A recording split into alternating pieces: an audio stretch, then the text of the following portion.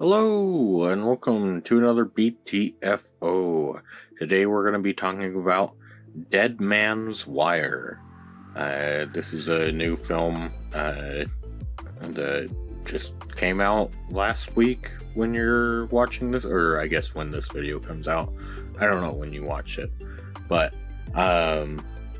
it stars Bill Skarsgård and a bunch of other people that we'll get to. But it's all about, it's supposedly based on a true story, which I don't know. I'm unfamiliar with the true story. I don't know how accurate it is. But as far as the narrative the film tells, it's about a man, Tony Karitskis, and he attempts to take his mortgager hostage, and ends up having to settle for his mortgage broker's son, and takes him hostage. And it's a neat story, just in the sense that the film does a really good job of making Tony this character that you like to watch, but at the same time you very much understand that he's not really mentally all that stable. But I think the film does a really good job at kind of towing the line, as far as you don't necessarily want to encourage people to do the actions that he did, but he's also kind of a folk hero. It's a lot like a DB Cooper type deal, where it's this story's cool, but obviously we don't want to encourage a bunch of DB Coopers to be out there. But I will say that editing wise, it was a little weird, just because, I don't know, there were some times where it would switch to kind of a news camera angle, and I don't know, sometimes it didn't feel motivated. Sometimes it did, but sometimes it was just a little jarring, where it's oh, okay, I guess we're watching this from this angle, okay.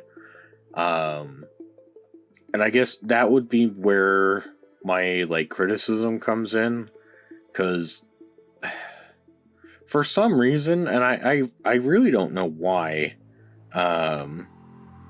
because the film, I guess maybe it was to pad it out, because it's an hour and 45 minutes, but for some reason it switches perspectives.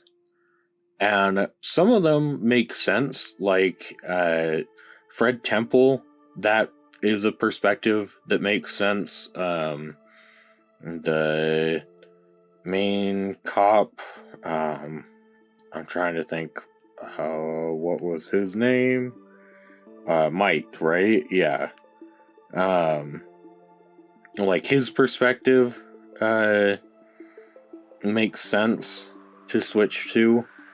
But they do have this lady, I guess her name is Linda Page, seeing it here on IMDb. And she plays the reporter that's gonna get the story. And that's basically it. She really doesn't have that much of a character, or that much to even really contribute to the movie. And it's just a little bit oh, okay. Now we're with her for a little bit. Great. And it doesn't really help that, because I don't know, I haven't seen the actress in anything else, at least as far as I'm aware. And so maybe it's a direction thing, or maybe it's just her. But she's notably flat throughout the whole film. She's very kind of monotone in the way that she talks, which is really weird, because she does have different expressions, she tries to emote happy or upset or like, shocked or scared. Like, she tries to convey that. It's all like everything she says is kind of in that like really soft spoken news reporter voice where like the thing that comes to mind is the like Leslie Knope in Parks and Rec when she's like telling Ron that like she can go camping with like his boys troop, and she's like, oh, I'm just a frail old lady, and like I get hurt when the things stumble onto my hair.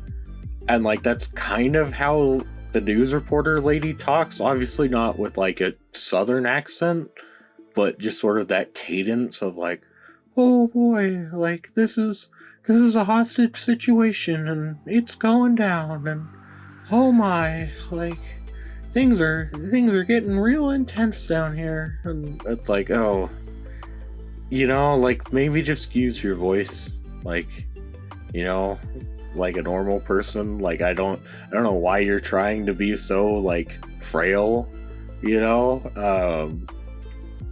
but and it could just be that the other actors in the film are like all just really great, so maybe she just stands out as like the least good of fantastic performances, because obviously you've got Bill Skarsgård in the lead. He does a really good job. I really like, because he plays it as he's a guy who's trying to be nice, but he recognizes that like he's been fucked over and he's like kind of done with that. But at the same time, he recognizes that like the guy he's taken hostage might not necessarily be responsible for the wrongdoing, that like it's actually his dad that he was after.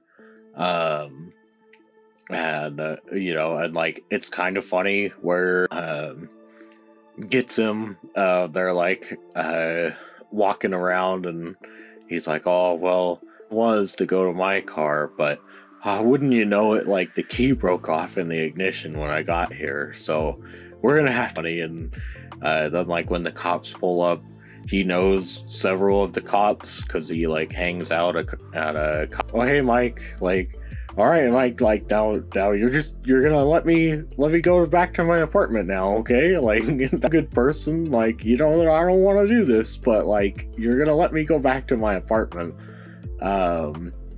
And like situation throughout most of the film.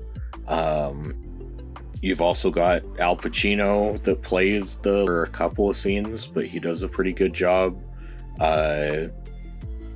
DeCrare Montgomery, I think that's how he does a really good job playing someone who is like really terrified, but kind of Tony is coming from.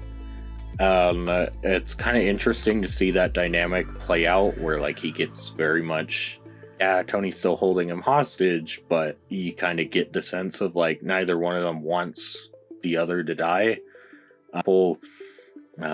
He does a really good job of sort of playing this radio host that Tony has like, I mean, if he's the only, like, if I'm the only guy that he's gonna talk to, then like I really don't want him to kill that guy, so like I kind of have to help.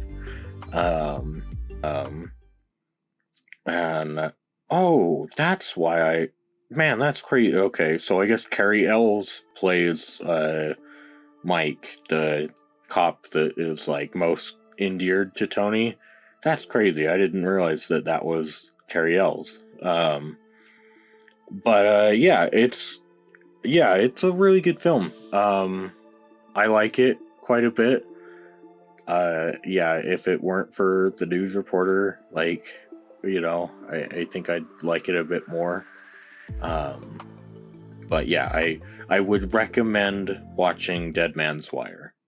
And that's pretty much it for my brief thoughts on that movie. So thank you for watching, and bye bye.